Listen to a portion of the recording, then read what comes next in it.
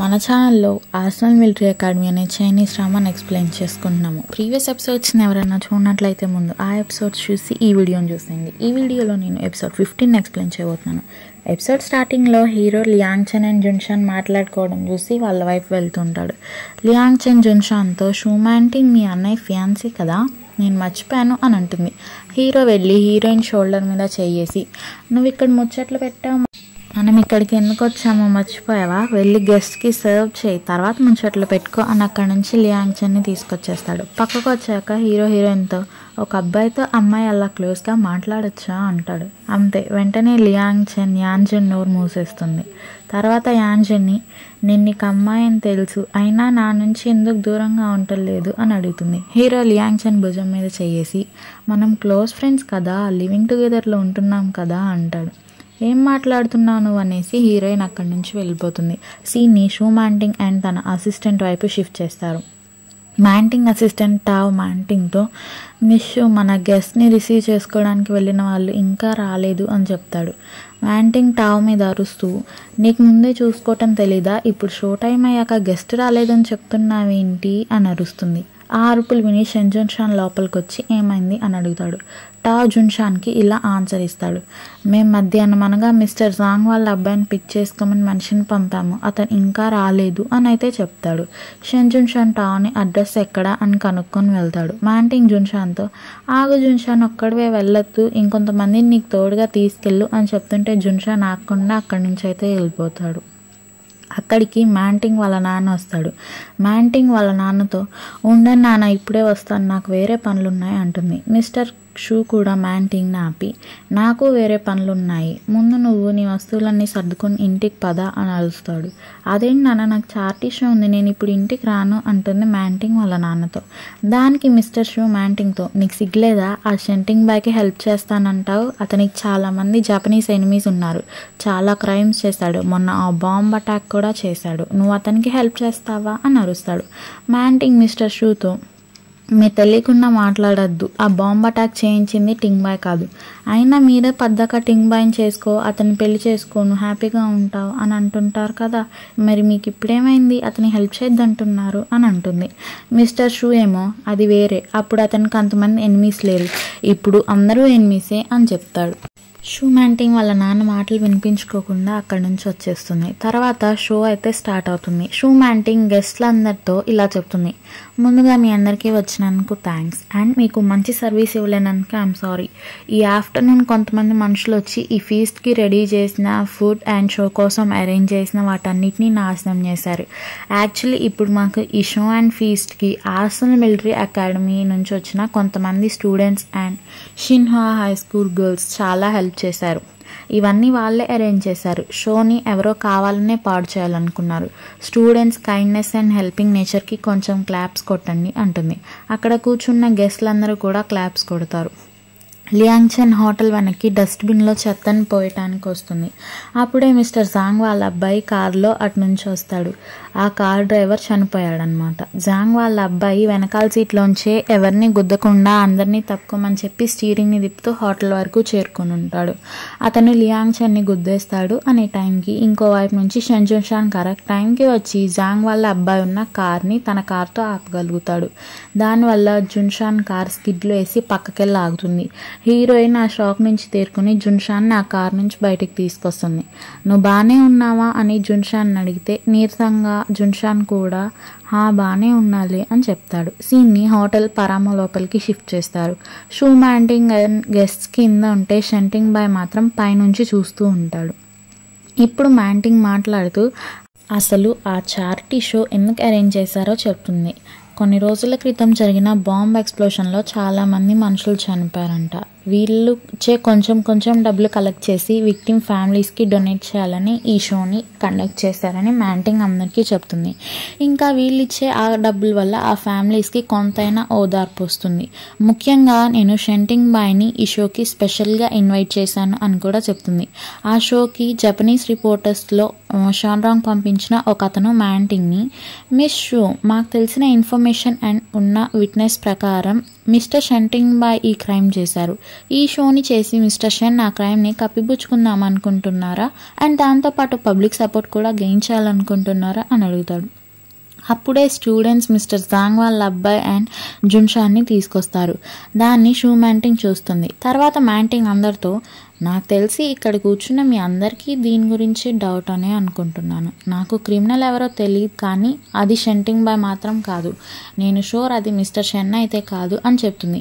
టింగ్ బాయ్ పై ఫ్లోర్ నుంచి చూస్తున్నాడు. మళ్ళీ ఆ రిపోర్టరే, మీరు షెంటింగ్ బాయ్తో రిలేషన్లో ఉన్నారు కాబట్టి అతని మీద మీకు ఆ నమ్మకం ఉండొచ్చు, కానీ అది షెంటింగ్ బాయ్ చేయలేదని మీరు ఎలా ప్రూవ్ చేయగలరు అని అడుగుతాడు. అక్కడున్న గెస్ట్లు అందరూ కుసకుసలు మొదలు పెడతారు. మ్యాంటింగ్ అందరితో, నేను మీకు ఇద్దరిని ఇంట్రడ్యూస్ చేయాలనుకుంటున్నాను ఈరోజు ఈ ఈవెంట్లో అని కెప్టెన్ హేని పిలిచి, ఈయనే మిస్టర్ కెప్టెన్ హే, పోలీస్ స్టేషన్లో ఈయన కెప్టెన్ అని చెప్తుంది. కెప్టెన్ హే అందరికీ నా పేరు హెల్విమింగ్ అని ఇంట్రడ్యూస్ చేసుకుంటాడు. ఇంకా కెప్టెన్ హే ఇలా మాట్లాడటం స్టార్ట్ చేస్తాడనమాట. వూబిన్ బాడీ మీద చేసిన అటామిక్ సంబంధించి అతని డెత్ చాలా క్లియర్గా ఉంది. ప్రెస్ ఆఫీస్ ముందుకు వచ్చే టైంకే అతను చనిపోయి చాలా అవర్స్ అయింది. అందరూ కొంచెం ఆలోచించండి, ఒక చచ్చిన పర్సన్ ఎలా ప్రెస్ ఆఫీస్ ముందుకి పాక్కుంటూ రాగలడు అని చెప్తాడు.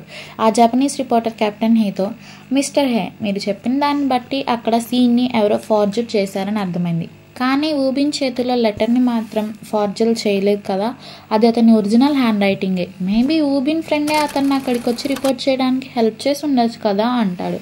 కెప్టెన్ హే ఆ రిపోర్టర్తో, నీ ఇమాజినేషన్ చాలా బాగుంది అంటే ఆ రిపోర్టర్ అందరి వైపు తిరిగి, మీరందరూ ఒకసారి ఆలోచించండి, అతన్ని ఎవరైనా తీసుకొచ్చి వేశారు అనడానికి ప్రూఫ్స్ ఉన్నాయా అని చెప్తాడు. కెప్టెన్ హే మాట్లాడుతూ, కరెక్ట్గా చెప్పే వాళ్ళని ఎవరూ నమ్మరు, ఎన్నో పాపాలు చేసిన వాడు చెప్పినవైతే నమ్ముతారు, ఇక నేను చెప్పడానికి ఏం లేదనుకుంటా అని అక్కడి నుంచి వెళ్ళిపోతాడు. తర్వాత షూ మ్యాంటింగ్ మిస్టర్ జాంగ్ వాళ్ళ అబ్బాయి జాంగ్ హోరియాన్ని సెకండ్ ఇంపార్టెంట్ గెస్ట్ అని ఇన్వైట్ చేసింది.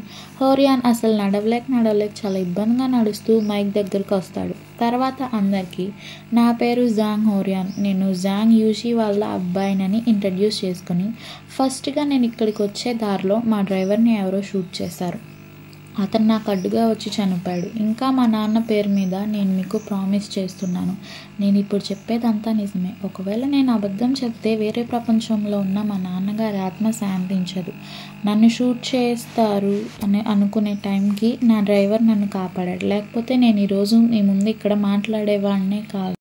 మిస్టర్ జాంగ్, మా నాన్న చనిపోయే ముందు రోజు నైట్ షున్యాన్ సియోసి మిస్టర్ షెన్ని కలిశానని నాకు చెప్పాడు.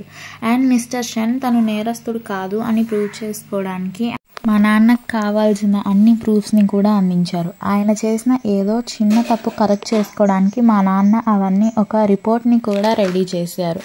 షెంటింగ్ బాయ్ ఈ క్రైమ్ని చేయలేదని మా నాన్నకు కన్ఫర్మ్గా తెలుసు. అన్ఎక్స్పెక్టెడ్లీ ఆయన్ని దాన్ని ప్రూవ్ చేసే లోపే ప్రెస్ ఆఫీస్కి వెళ్ళే దారిలోనే మర్డర్ చేసేసారు అని చెప్తాడు.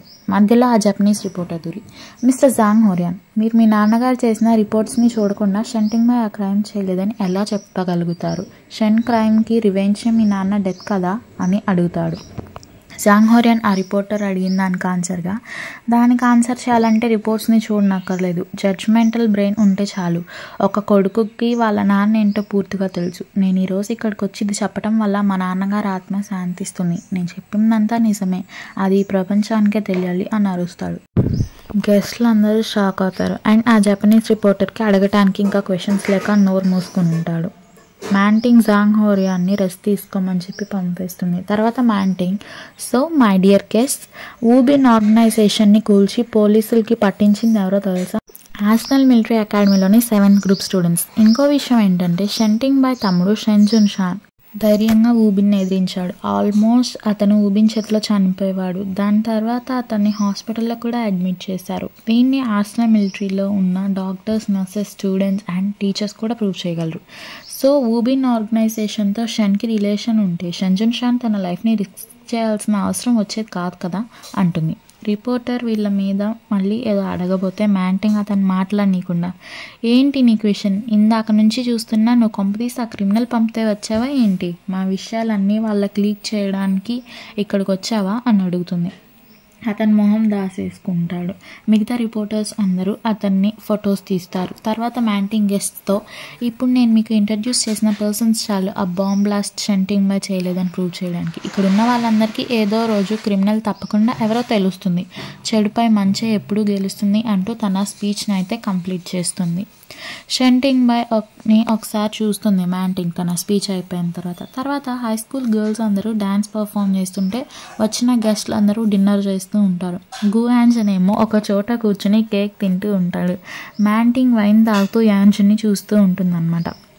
అప్పుడే అక్కడికి కొంతమంది రిపోర్టర్స్ వచ్చి మ్యాంటింగ్తో, మిస్ షూ, మీరు చెప్పిన మాటల్ని మేము నమ్మాం మేడం, కానీ మీరేమనుకోనంటే మీకు షంటింగ్ బాయ్కి మధ్య ఉన్న రిలేషన్ ఏంటో తెలుసుకోవచ్చా, మీకు అతని మీద క్రష్ ఉందా అని అడుగుతాడు.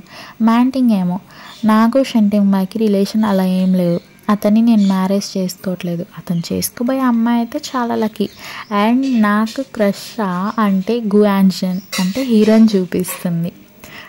ఇంకా హీరోని చూపించి అతన్ని పిలుస్తుంది కూడా. యాంజన్ తిరిగేసరికి అతని ఫేస్ చాలా కామెడీగా ఉంటుంది. ఫేస్ నిండా క్రీమ్ అండ్ నోరు నిండా కేక్ పూసుకొని ఉంటాడు. రిపోర్టర్స్ అలానే యాంజన్ అయితే ఫోటో తీస్తారు. షో అయిపోయాక యాంజన్ మ్యాంటింగ్తో, నేను నీ క్రష్ అని ఎందుకు చెప్పావు అని అరుస్తాడు బయటకు వచ్చి. మ్యాంటింగ్ హీరోతో, నేను వాళ్ళకి అబద్ధం ఏం చెప్పలేదే, నువ్వు అంటేనే నాకు ఇష్టం అని అంటుంది. దానికి యాంజన్ మ్యాంటింగ్తో, థ్యాంక్స్ నేనంటే ఇష్టం అన్నందుకు, బట్ సారీ నువ్వంటే నాకు ఇష్టం లేదు అని చెప్పి అక్కడి నుంచి వెళ్ళిపోతాడు.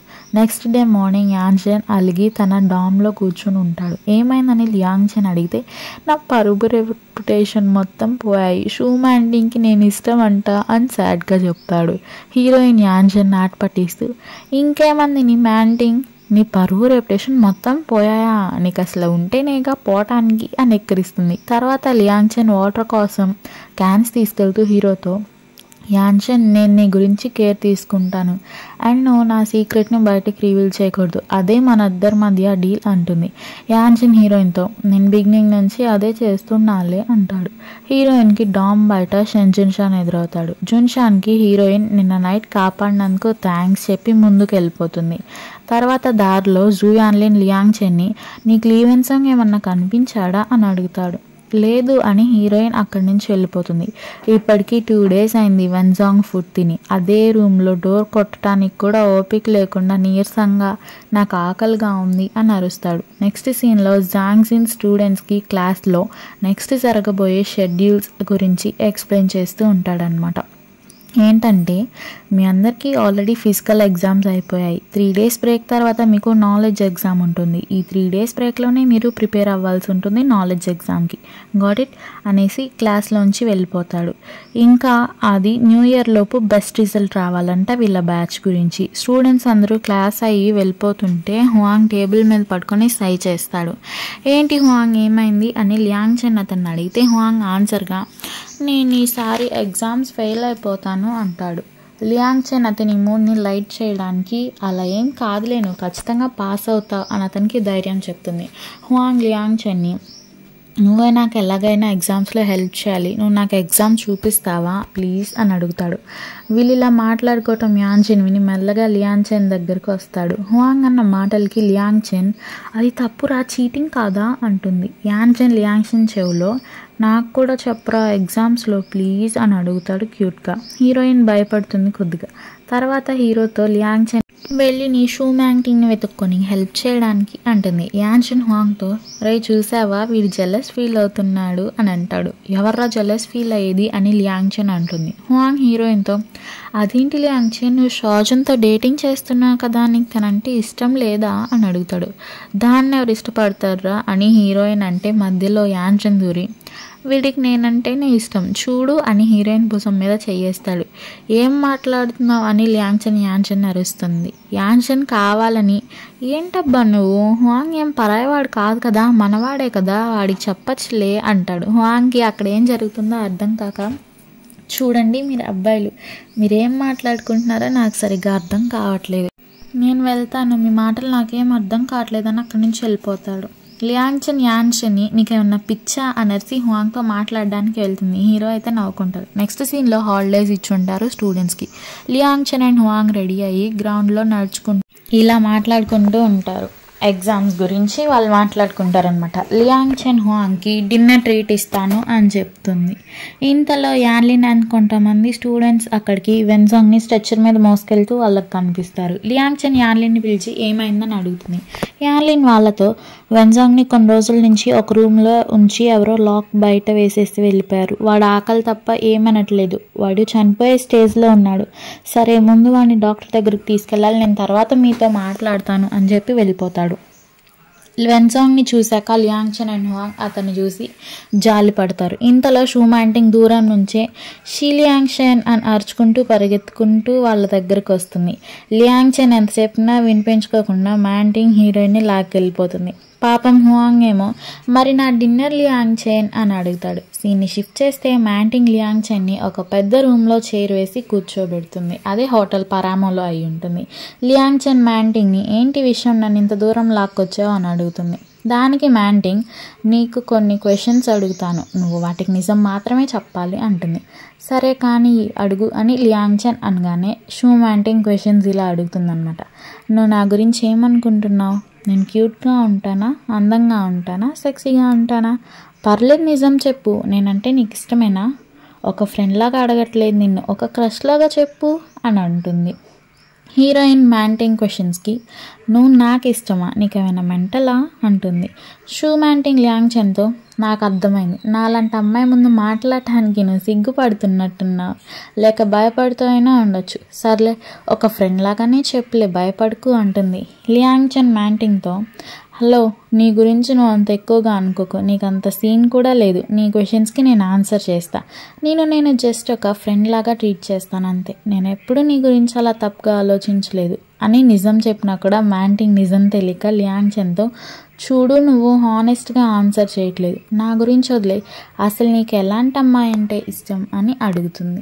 అసలు నువ్వేం అడగాలనుకుంటున్నావు మ్యాంటింగ్, పిచ్చి పిచ్చిగా ఏదేదో వాగుతున్నావు అంటుంది లియాంగ్ చెన్. మ్యాంటింగ్ కొంతమంది అమ్మాయిల్ని పిలిపించి వీళ్ళని నీ కోసం నేను సెలెక్ట్ చేశాను, వీళ్ళలో నీకు ఎలాంటి అమ్మాయి ఇష్టం అని ఒక్కొక్క అమ్మాయిని ముందుకు పిలిచి వాళ్ళ ఫీచర్స్ అన్నీ ఎక్స్ప్లెయిన్ చేస్తుంది. హీరోయిన్కి చిరాకు వచ్చి ఆప్తావా షూ మ్యాంటింగ్, నీ గేమ్ నువ్వు కంటిన్యూ చేసుకో, నా టైం వేస్ట్ చేయకు, నేను వెళ్తున్నా అనేసి లెగిసి వెళ్ళిపోబోతుంటే మ్యాంటింగ్ అమ్మాయిని పంపేసి లియాంగ్ చెన్ అక్కడే ఆగమంటుంది. లియాంగ్ చెన్ కూడా ఆగుతుందన్నమాట. షూ మ్యాంటింగ్ లియాంగ్ చెన్తో అసలు నీకు నేను నచ్చలేదా, ఈ అమ్మాయిలు నచ్చలేదా, నీకు ఎలాంటి అమ్మాయిలు అంటే ఇష్టం అని అడుగుతుంది. హీరోయిన్ మ్యాంటింగ్తో నీకు అది అనవసరం, నీతో ఆ విషయం నేను ఎందుకు చెప్పాలి అని అరుస్తుంది. మ్యాంటింగ్ హీరోయిన్తో నువ్వు ఒక అబ్బాయివే కదా, నీకు అమ్మాయిలు ఎందుకు నచ్చరు, లేకపోతే మేం నచ్చలేదా అని అడుగుతుంది. ఇంతకీ నీకు ఎలాంటి అమ్మాయి కావాలో చెప్పచ్చు కదా, అది కూడా నాకు అవసరమే అని కూడా అంటుంది. హీరోయిన్ మ్యాంటింగ్తో నువ్వు నా టైం వేస్ట్ చేయకు అని అక్కడి నుంచి గట్టిగా అరిసి వెళ్ళిపోతుంది. నైట్ అయ్యాక హీరోయిన్ షాజున్ ఉన్న బార్లోకి షాజున్కి ఆ విషయం చెప్పడానికి వెళ్ళుంటుంది. పాపం షాజున్ నవ్వలేక ఇదైపోతూ ఉంటుందన్నమాట. హీరోయిన్ షాజున్తో ఏంటి నేను ఇక్కడ కోపంగా ఉంటే నువ్వు నవ్వుకుంటావా అని అరుస్తుంది. షాజున్ లియాంగ్ చెన్తో నువ్వు అమ్మాయిని కనిపెట్టడం కన్నా అదే బెస్ట్లే అంటుంది. వీళ్ళు ఇంకా యాంజున్ గురించి కూడా మాట్లాడుకుంటూ ఉంటారు. అప్పుడే షూ మ్యాంటింగ్ అటు రావటం చూసి లియాంగ్ చెన్ బార్లోంచి పారిపోతుంది. మ్యాంటింగ్ షాజున్ దగ్గరకు వచ్చి నేను ఒకరిని లవ్ చేస్తున్నాను అని చెప్తుంది. వన్ సైడెడ్ లవ్వా అని షాజున్ మ్యాంటింగ్ని ఎక్కిరిస్తుంది. మ్యాంటింగ్ కోపంగా షాజున్తో ఎవరు చెప్పారే నీకు, అతనికి నేనంటే కూడా ఇష్టమే కానీ బయటపడట్లేదు అంతే అని చెప్తుంది. తర్వాత హీరోయిన్ మిలిటరీ బేస్కి రిటర్న్ అవుతుంది. ఆ టైంలో నైట్ హువాంగ్ బయట కూర్చొని చదువుకుంటూ ఉంటాడు ఎగ్జామ్కి. లియాంగ్ చెన్ హువాంగ్ని అసలు నువ్వు ఎందుకు మిలిటరీకి వచ్చావు అని అడుగుతుంది. దానికి ఆన్సర్గా హువాంగ్ ఇక్కడ ఫుడ్ అండ్ డ్రింక్స్ పెడతారు, ఇంకా లెసన్స్ కూడా నేర్పుతారు, నేను ఒక మంచి జనరల్ని అయ్యి మా ఫ్యామిలీని మంచిగా పోషిస్తాను, అదే నా డ్రీమ్ అండ్ నేను ఇక్కడికి రావడానికి రీజన్ అదే అని చెప్తాడు. లియాంగ్ చెన్ హువాంగ్తో నీ డ్రీమ్ చాలా క్లియర్గా ఉంది అని చెప్పి తన రూమ్కి వెళ్ళిపోతుంది. సీన్ని షిఫ్ట్ చేస్తే ఎగ్జామ్ హాల్లో ఇన్విజిలేటర్ నిద్రపోతూ ఉంటాడనమాట. ఆర్సెనల్ మిలిటరీ అకాడమీలో ఇప్పుడు నాలెడ్జ్ ఎగ్జామ్స్ జరుగుతూ ఉంటాయి స్టూడెంట్స్కి. ఇన్విజిలేటర్ నిద్రపోవడంతో స్టూడెంట్స్ అందరూ ఒకరి దాంట్లో ఒకరు చీటింగ్ చేస్తూ చూసి రాస్తూ అండ్ ఇంకొకరికి చూపిస్తూ రాస్తూ ఉంటారు. షెంజన్ షాన్ మాత్రం వీళ్ళెవరిని పట్టించుకోకుండా అందరికీ ఆపోజిట్గా తన పని తను చేసుకుంటూ పోతాడనమాట.